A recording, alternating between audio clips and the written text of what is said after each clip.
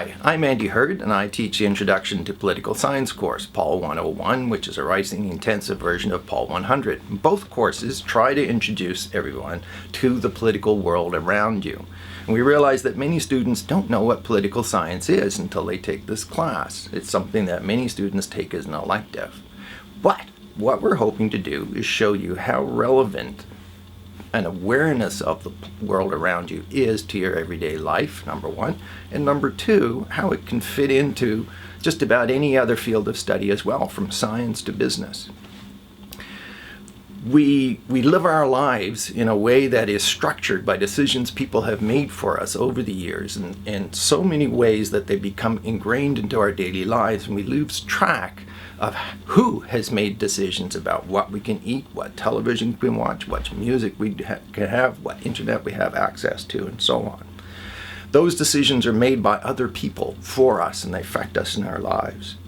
What this course is doing is introducing you to the ideas, the processes, and the structures that go into those decisions. We're hoping to introduce you to political science, but probably more importantly, help you in your daily life and in your career to follow to be aware of how politics impacts you.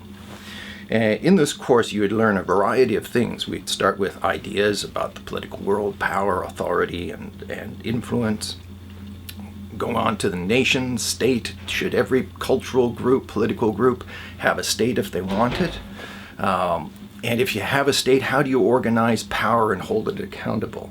We'd spend some time on ideologies, the history and origin and development of communism, socialism, liberalism, conservatism, feminism, and so on. How these ideas shape who we are and how we structure our powers of government.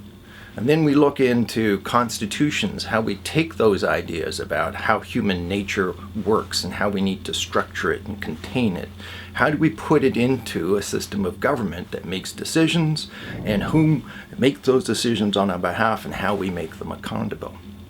So after looking at this constitutions, we had spent some time looking at the institutions of government, the executive, the president, prime minister, and so on, the legislature, Congress, parliament, as well as the courts and the role courts have as political actors.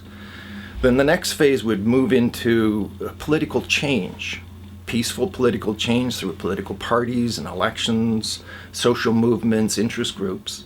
And then non-peaceful change, violent change. What role does violence play in a society, both in maintaining it and in changing the policies in government? And then the last section of the class is taking these lessons into the international sphere and seeing how politics plays out, development, economic development, how the politics surround development of countries and the great disparities of wealth and poverty in this world. Finishing up with a section on international institutions, multilateral agreements. How do we try and structure the political world on an international stage? So that is, in a nutshell, what we cover in the Introduction to Political Science. Thanks.